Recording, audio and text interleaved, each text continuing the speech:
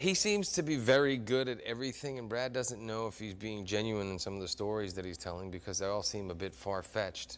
And they all are pretty much true, except for the fact that, he's not good in the kitchen. But, whether it be dancing or singing or, basketball or martial arts, any of those things, he seems pretty remarkable at. But like I said, we had 6 minutes to get in there and shoot it, and had multiple cameras, and Kobe came out a little bit earlier, was a great sport. We were able to clean up the scene the other days that we had at the arena, but no, you had to make sure that everything was pretty spot on. And Will did such a great job playing out the scene because people had phones and stuff, and they put it out on YouTube.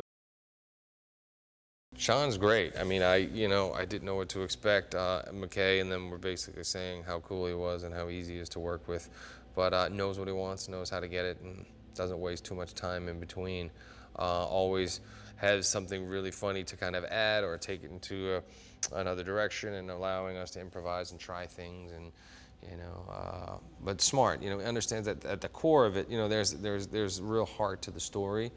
And as much as we want to push the envelope with the humor and the edginess and the humor, we also want to make sure that we're hitting those dramatic moments because, like you said earlier, people can identify with this kind of story.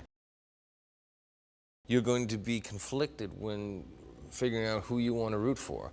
I think it's basically just what your taste is. I mean, I lean more towards the bad guy, but I think I'm playing it in a way where, I don't know, it's hard to root against the guy because he is being sincere and he genuinely loves Brad. And they both learn a lot from each other. So I think at the end you want to root for them to come together as opposed for one guy to win over the other. They called and said, "Hey, would you like to work with Will again?" And we absolutely had a blast together, and I just thought, it was a really funny part and very different dynamic.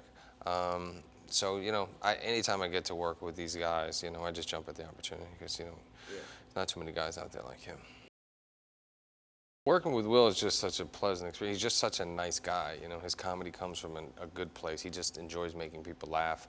But I don't approach it any differently than I do a drama. I try to be as believable in the character as possible. It's just these circumstances are pretty outrageous, so a lot of humor comes from that, and also from the level of commitment to the circumstances. But I try to just make Dusty come to life and make it as realistic as possible, and try to stay in that headspace pretty much throughout the whole process.